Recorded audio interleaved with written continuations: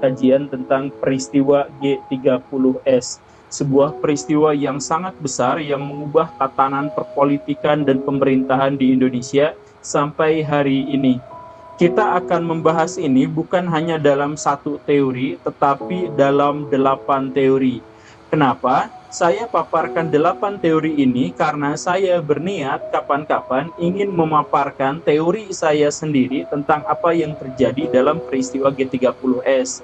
Nah, agar baraya semua terbiasa dengan perbedaan pendapat dan agar baraya semua paham bahwa satu peristiwa ini pun yang ditelaah oleh puluhan bahkan ratusan sejarawan yang meneliti fakta yang sama, tempat yang sama, waktu yang sama, tetapi menghasilkan kesimpulan yang berbeda-beda, menunjukkan bahwa ini adalah sebuah peristiwa yang dalam satu sisi rumit, dan dalam sisi yang lain saya minta baraya mencoba untuk memahami bahwa masyarakat akademik memang terbiasa untuk saling berbeda pendapat dan tidak harus dituduh bahwa pihak-pihak yang dimaksud itu masuk kelompok mana.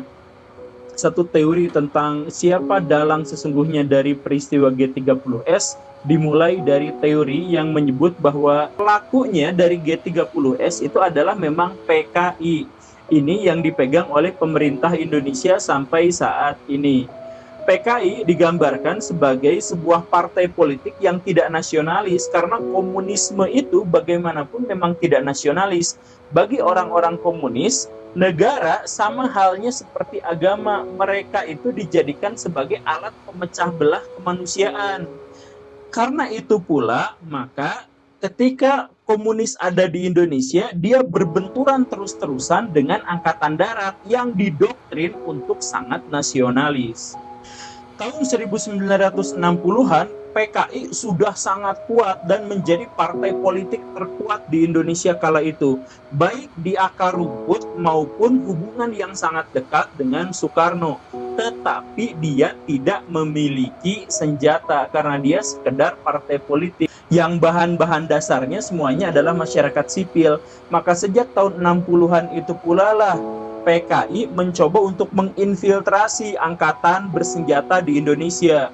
Angkatan udara pada akhirnya menjadi pro-komunis. Angkatan kepolisian pecah, angkatan laut pecah, dan angkatan darat ini adalah yang paling ngeyel terhadap komunis. Maka terus-menerus dilakukan infiltrasi sehingga orang-orang komunis memiliki basis kuat di angkatan darat.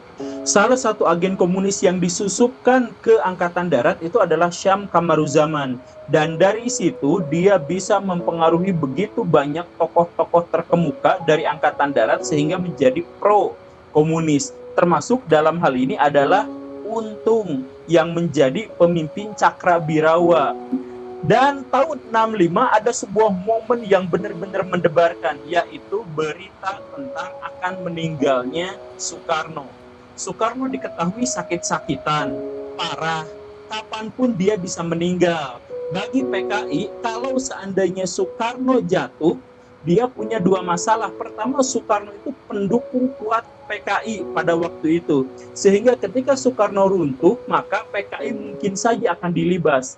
Skenario yang kedua lebih buruk lagi menurut PKI, yaitu jenderal-jenderal itu pasti akan mengambil alih pimpinan negara Indonesia, kemudian menghabisi PKI. Maka daripada itu terjadi, PKI berpikir kita kudeta duluan. Sebelum Soekarno-nya benar-benar mati dan sebelum Angkatan Darat mengkudeta, mengambil alih pemerintahan setelah Soekarno meninggal, lebih baik kita kudeta duluan.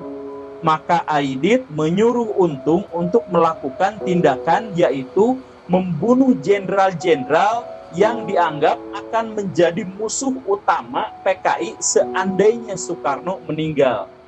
Masuk akal ya? Masuk akal.